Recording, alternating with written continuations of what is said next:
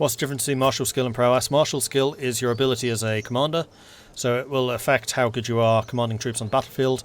It also affects how many troops you can raise through your levies, and then prowess is just your fighting skill, which is both in duels and also on the battlefield. And prowess also determines the likelihood of you dying on the battlefield. Greetings, Chieftainstein of Gotland. No choice but to accept. Bye. Our ship should be on the way home. And then once they are home, we can take a look at the holding production. Court. Council. That's what the other thing we can do. So, this is our council. And this is where we can choose who does what and various abilities of that type. So, 6 councillors. Currently, we have the chiefess, and we'll talk more about what she can do in a moment. That's the wife. Then we have our Godai, who is currently dire. This is the guy who can't fight. He's the terrible, terrible prowess guy. Because he likes us, as long as his opinion of you is +1 or higher, their opinion of the head of faith is irrelevant. It is now purely on how much they like you. Determines whether they pay you taxes or not. So because this guy likes us, because his opinion is 10, which is higher than 1, then he's going to start paying us taxes and giving us levies from any church holdings. If they don't, then all church holdings in your realm don't give you anything. So keeping your court chaplain happy, very important. Plus, of course, their stats are thrown into the realm stats. So the better they are, the better it is for you. And then there are a number of tasks that they can undertake. So right now, he's improving religious relations. So any other Godai in my realm, which I don't think we actually have any, he will be improving relations with right now. He could also convert the faith in the county. So if we took a county which was not Osteru, then he would start converting to that. And then he can also fabricate claims. So instead of the Chancellor doing the fabrications, it's now actually the court chaplain. I don't think that's always the case, though. I think that might depend on culture or religion. I could have sworn it was my Chancellor doing it in Ireland. But I reserve the right to be wrong. So, Chancellor Actions. He can do foreign affairs, which is improving relations with other rulers. Domestic affairs, which is improving relations with your own rulers, and I think I'd prefer you doing that. Or integrating titles. This is increasing the amount of no, that's the army guy. I don't actually know what this does. I think this is basically making a title de jure part of your realm as opposed to somebody else's. I think. Ordinarily that would take like 50 years, and I think with the integrate title ability you can reduce that time. I haven't actually done it before, so I don't 100% know. Hrodgar, our steward, can collect taxes, which will increase our domain taxes by 5%. He can increase development in the county. So construction time is reduced by 14%. Holding construction time is reduced by 14%. We gain development every 50 months. And then, yeah, so every 50 months we gain 1 extra development. And development in this kind of works very similarly to development in EU4. I kind of prefer him to do that. We want to be building up the development of Gotland, so we're going to go ahead and set him to do that. So in 5 years' time, that should be finished. Then our Marshal can organise levies, which will increase by 18% how many levels we can actually raise. He can train commanders, which will improve the prowess skill of our commanders, and can also improve martial skill and prowess skill. So there is a chance that he'll improve either, and there's also a 4% chance every month that we'll find a new one. So if we wanted to develop the quality of our champions, for example, having him training commanders would be a good thing. But because our standing armies are so small right now, and enemy garrisons are so comparatively big, we want as many levies as we can get so we can actually raid stuff. And then the Spy Master, Cecilia. She can disrupt schemes, so other people who are scheming against us, she can stop that. She can support schemes, so if we have any intrigue schemes, and there are different types of scheme now, we'll talk about that in a minute because I almost forgot, then she can start doing those against other people and find secrets. So there is a new mechanic in CK3 called hooks, and this is basically favours, a better form of favours. because if you have a hook in somebody, that means you can manipulate them in some way. So, for example, if you find a character with a high prowess that you really want to turn into a knight, for instance, in somebody else's court, and you can't just ask them, do you want to join ours? They would say no. If you get a hook on them, then there's a much better chance that they'll say yes. It's basically a way of blackmailing them into doing whatever it is you want. Similarly, if you have vassals who you're trying to remove from their position in order to centralize your state a little bit more, one way of doing that and to prevent them from rising up is to get a hook on them. So having your spy master looking for secrets, looking for hooks that you have on other characters, will allow you to be a lot more manipulative in exactly how you do that. But right now I'm pretty happy with you just stopping other people from killing me. And then you have the spouse. So previously, your spouse in CK2 would just provide half of her stats to your realm. That's not how it works anymore. She has a number of different actions that she can undertake, and these are really cool. I really like this system, actually. It's so simple and yet so obvious. So she can assist the ruler, which is just a blanket increase to all of your stats. So diplomacy +2, martial +1, stewardship +1, intrigue +3, learning +1. These are dependent on her stats. Or you can have her focusing in one of those areas. So court politics would increase your diplomacy by 5, chivalry would increase martial by 1, manage the domain would increase stewarding by 3, court intrigue would increase our intrigue by 9. She is really good at intrigue. Or patronage would increase learning by 2. So we can have her assisting the ruler, which would give us 2, 3, 4, 7, 8 points. Or we could have her doing court intrigue, which would actually give us 9. So we're going to do that. We're suddenly going to become quite a lot better at intrigue. Suddenly our stat has risen to 16. And the other thing which I particularly like about this is there's no cooldown. You can just keep switching her depending on whatever it is you're trying to do at that time. So actually, because we're not doing any intrigue, don't necessarily need the intrigue, so we're just going to keep her on assist ruler. And that will do. Is there anything else I need to do related to that? Don't think so. No, we're good. Actually, yes. I wanted to check my military, check the champions. Sometimes you will have people visiting your court. They're just people who turn up for a temporary amount of time and then they'll move somewhere else. And you can just invite them to join your court formally, at which point you can make them into champions or councillors or whatever. But right now we don't have anyone like that. The other thing is captives. What you can do is negotiate their release and then have them recruited. So they won't like you for 10 years, but you will gain this person in your court and you can use them as you wish. Which I've actually used fairly heavily, especially after big battles where you start capturing enemy knights. Just recruit them to your own side, and you can really boost up the strength of your champions pretty quickly by doing that. Hey, Valiant. The Varangian Guard. By the time my courtier Torbjorn comes to me with his plan, he seems to have already made up his mind. Serving with the Varangians in Miklagard will bring both wealth and glory. I can't deny that part, but I could deny his request. On the other hand, would it be right to stop someone in their pursuit of glory? So our amazing new champion wants to go and become a Varangian. Sure, go with his blessing, because he will now gain the Varangian trait, which actually makes him even better at fighting, and he could return with some loot and prestige, and I get a percentage of that as his liege. So, sure. And he's got really good prowess, so I'm expecting he'll do quite well as a Varangian.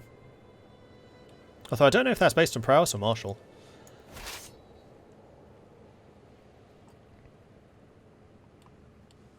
Can you build great works? Yes, you can. We'll talk about great works and buildings in a minute when I actually have some money to play with. Which should be right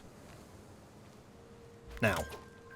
Okay, so our raiders have just got home. They brought with them 41 ducats and 41 prestige. And we now have 75 ducats. So if we take a look at Gotland, we will notice that it is split into a number of different baronies. There are actually 4 different baronies in Gotland, represented by these icons here. This is where we would build temples, cities, castles. Then in each of those holdings you would be able to build additional buildings. The number of buildings you can build are limited. One thing I don't know, whether you can up those limits. Haven't seen if you can, haven't seen how you would. That might be based on development, but I haven't actually seen anything which would say whether it goes up or not. Is this a new game? Yes, comes out tomorrow. This is not multiplayer, this is single player. The multiplayer is tomorrow.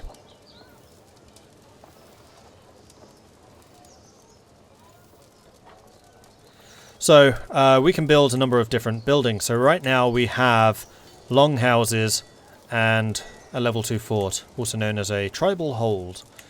So the longhouses are increasing our levies by 100. They also increase our control by 0.2. So control is how much your authority in a certain province is respected. Usurping territories from other nobles reduces control. Taking territories in wars reduces control. I believe that also things like them being the wrong religion will reduce control. There are a number of ways of increasing it. It will go up over time as well. But like having your marshal exert control, having the authoritarian martial lifestyle, the overseer martial lifestyle, will increase control. Basically, the less it's autonomy. The less control you have, the less effective your province is. So you want to keep control high. So having the gathering halls will increase control. You can then also upgrade buildings depending on your technology. So it would cost us 100 ducats to upgrade the gathering halls into a grand hall, and you can actually click on the level 2 to see exactly what it will give you. So it's giving us control, it's giving us prestige as well. So if you upgrade it to the grand halls, prestige would go up even more, control go up even more, and we'd also get some more levies. Plus, we can click on the new building slots, and there are a bunch of new buildings. Unfortunately, this is a bad example, but at least in the feudal holdings, there are more building types than there are building slots. So you will want to specialize your provinces. Also, the terrain of the region matters. So right now we are on plains. Plains is good. Plains means that we would have really, really fertile fields. And in fact, one of the things I am noticing is missing from this list, which feudals do have access to, is farmland. And the quality of your farmland and the bonuses it grants you depends on the terrain. Building fields in plains is a heck of a lot more efficient than building farms in the mountains, for example. So that is another thing to consider. So we could get Palisades, which will increase the defender advantage. That's basically your die roll in battles. Increases your fort level by +1, which makes it harder to siege. Increases levies by 100, garrisons by 150. And for our entire realm, will increase the damage of spearmen and the damage of archers, and the toughness of spearmen and the toughness of archers. So all of our spears and archers will get better if we have Palisades. Then we can get war camps, which will increase the number of knights we can have as a realm. It'll increase the number of levies in this holding by 150. It'll also increase knight effectiveness by another 10%. So war camps might be good for us, considering we are thinking of focusing fairly heavily on that knightly efficiency. It will increase the strength of our heavy infantry and also increase the strength of our skirmishers. And then finally there are markets. Markets will increase the amount of money you make per month from that holding and also increase the supply limit, so you can maintain bigger armies there. And we have 3 holding slots. There are 3 possible holdings. We could get 1 of each. There are also ducal holdings. These are available if you hold the ducal title and generally provide realm-wide bonuses. So it would be more knights, it would be significant bonuses to all of the troops of a certain type. It would be, yeah, stuff like that. I can't actually remember offhand. Haven't built too many of those. And then finally you have the special buildings, which are the great works, which somebody else was asking about. I can't actually click on this, because we apparently don't have any great works that we can build. But that would be things like cathedrals, fortresses, that type of thing. And would get you more like unique, really big bonuses, but they're also super expensive.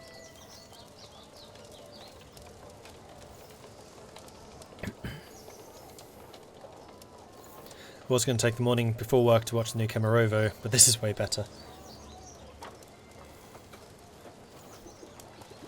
I just realised this is available on the Xbox Game Pass. Yes, it is! So if you have access to the Xbox Game Pass, or if you want to get it, I think you can get the Game Pass for like $1 for the first month. Then that basically means that you can get CK3 for $1 for a month.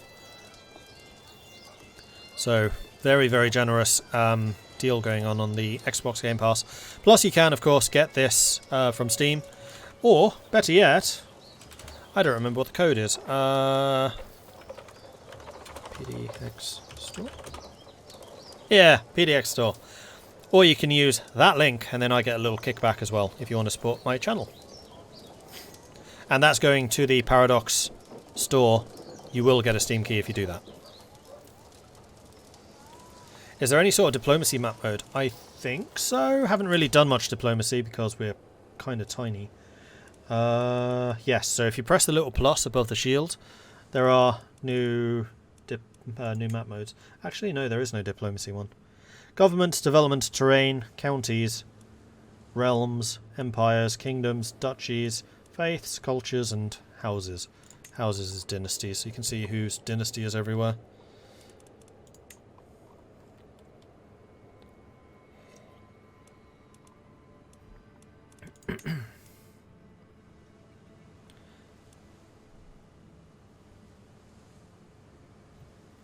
The only pre-order bonus is the extra clothing for the HRE. That I don't know.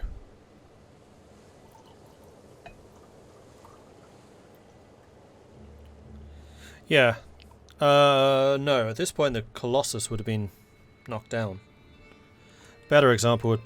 nope. Hagia Sophia wouldn't be there yet. Pyramids. Pyramids would. Where would they be, though?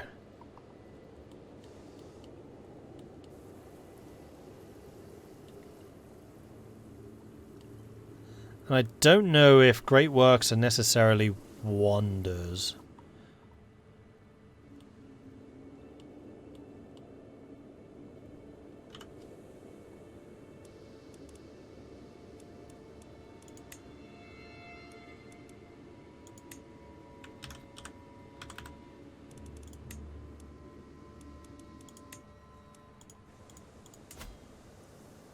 Yep, they are. The pyramid, special building. Development growth plus 0.1 a month. Wow, that's just a permanent dev buff. That's really strong. Monthly renown plus 5% and then short range duration minus 20. That's also really strong. So yeah, Pyramids of Giza. Good. Right, yes, we do need to be building a holding. So let's go and take a look. I think we probably are... No, I want to get markets first. Just having that ticking tax would be just so helpful. So we'll get that going first of all. I'm then going to disband these guys. There's no cost to doing this. And they'll head home. And now, once your armies are disbanded, their numbers will replenish. And the replenishment will depend on how short you are. So if you've lost most of your armies, they'll actually replenish pretty quickly, but the rate of replenishment will drop the closer to their maximum they are. So right now we're gaining 18 extra soldiers a month. 18's probably alright, so I think I'm just going to raise them again as local raiders. And then we'll head back over to Ireland, because Ireland must burn. Let's go to Desmond this time. And we could be going after the Baltics, except for the fact that 500 soldiers, 1,100 soldiers, 1,100 soldiers, 398, 800, 700, 700. Like, even going after the Baltics at this stage, it's just not feasible. Because of the way that raiding works. Hagia Sophia was built in the 5... Oh, of course it was. Yeah, it was Justinian, wasn't it? Yeah, it's here. I was thinking it was later. So, development growth is 20% a month. Whoa. Learning +2. Intrigue per level of fame +2. Piety per knight 0.1. Monthly renown +5. Number of knights +2. Knight effectiveness +20.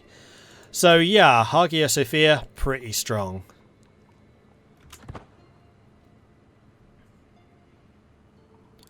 Hadrian's Wall, I doubt that that's one.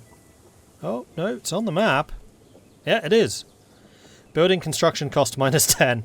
That's because they're dismantling it. Oh dear.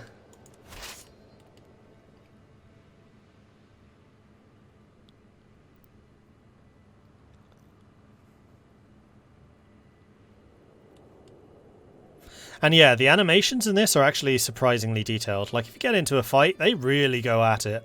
And then there's a animation for raising armies, animation for disbanding them. There's a lot of stuff going on, which is pretty cool. Looking after me, we've gained the attentive care. Receiving close personal care for wounds and illnesses, disease resistance, massive boost.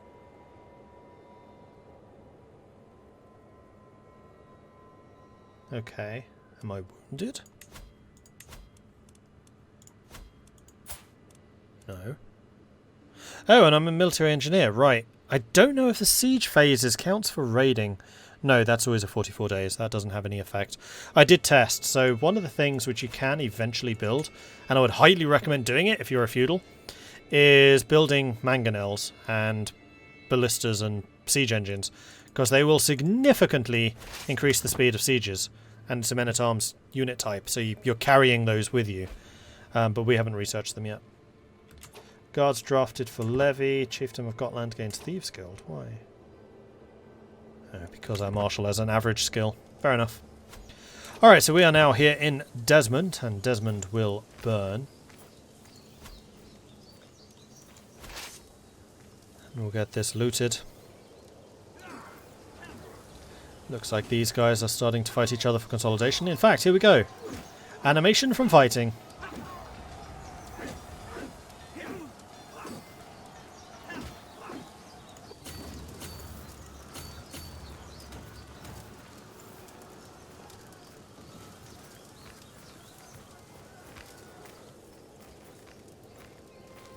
Oh, that's already looted. Pointless. Let's go here instead. Oh, no, you've turned around. Alright, we'll go here. Ah, okay. Now, why am I taking that attrition? This is what I meant by the zone of control attrition. I do kind of wish it told you where you were getting that attrition from. I think it's just because we're going adjacent to this place and it hasn't been raided yet. So even just going adjacent to it to arrive there is problematic. We will need to fight these guys to get rid of them. We did lose 100 men, so this is going to be a closer fight than I perhaps would have liked. Also, we're hostile to them. Okay, that was completely pointless. And Dublin's not raidable because it's already Norse. Ireland is already burning as much as we could make it burn, so I think I'm probably just going to head home. Actually, 700 men, 1,000, 500. I only have 300. 600. Whoa, Scotland. Scotland's had it bad.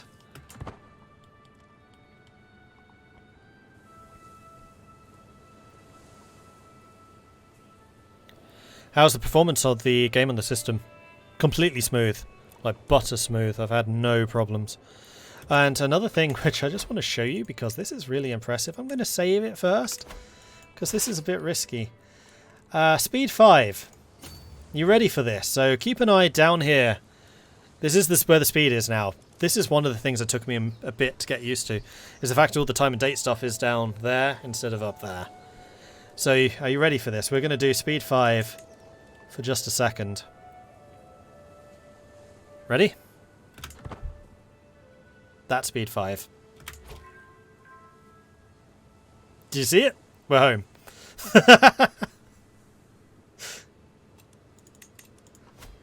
Yeah, even speed 3 feels pretty quick. It actually, yeah, speed 3 is already pretty quick, but speed 5? Oof.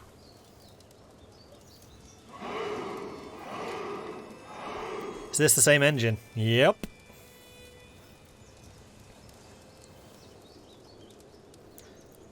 Are the provinces much larger now? Yes, I think so. But bear in mind that every province is split into holdings. So even though this is the province, there are 3 baronies within that county. And if you're fighting battles, you do fight on a barony by barony basis. Unless you take the county castle, in which case you take the whole county, I believe. What are my PT specs again? I do have an I-97... No, 99. 9900.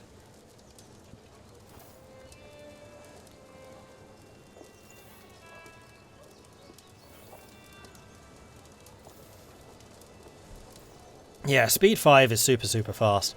So I am personally expecting there to be a lot of... oh, what are they called? Time lapses. Because time lapses are going to be very easy to do, especially because you can just zoom all the way out and actually see the whole world on one screen. So time lapse, really easy to do.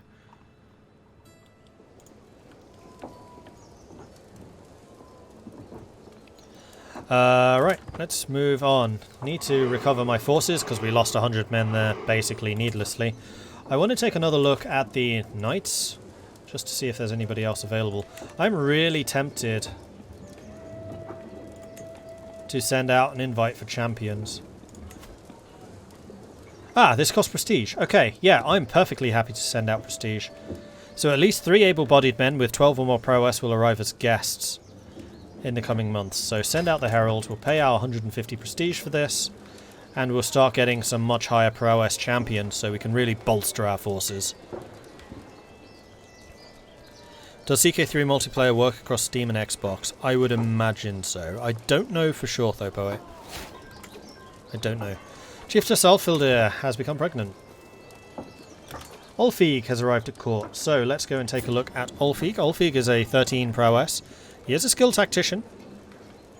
He's craven though, which just means he is much less likely to die in battle. You're hired. Recruit to court. This will cost us 5 ducats. Oh, absolutely fine. Welcome. And now Ulfig should be up here. And when we raise our armies, we will have a higher prowess person joining the force.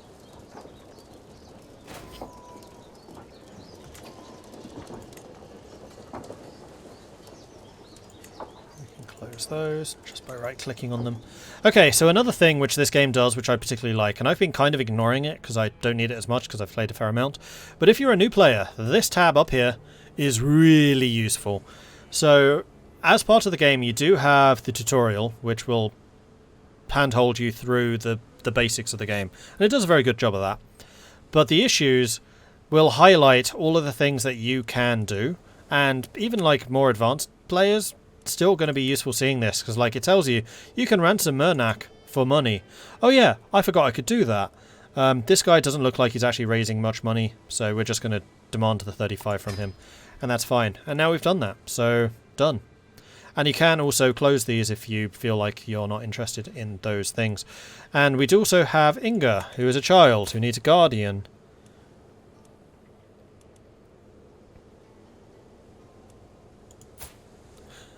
Yeah, in fact both of them do. So Inga is 11. Looks like a bit of a diplomat. So let's educate her. Switch out the guardian, and we're going to sort this by diplomacy and see if there's anybody who is a better diplomat that we could send her to.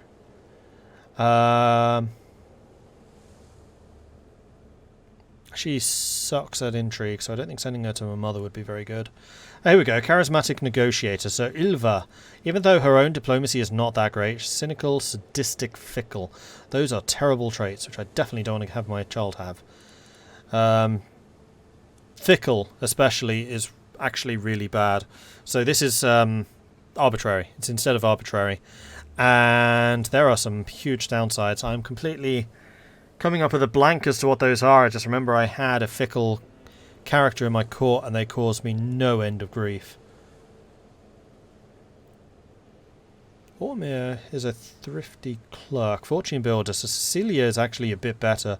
Compassionate, lustful and lazy. Forgiving, patient, stubborn. I think forgiving, patient and stubborn's better, so I prefer Ormir's traits. He's not as good with the education, but I think I'm going to send you to Ormir to study. And then the kid is going to learn to fight more good. So who's our best martial character? Quite possibly Ulfig, but I kind of don't want him to become craven or gluttonous. I think honestly I'm going to train him. Yeah, we'll continue training him. Ourselves. Okay, done. Greetings, Count of Gotland. Accepts the ransom offer, so we've just gained... Wait, what? Paid 0 ducats. No, he did pay. I think that's a bug. Because we did just gain money, for sure.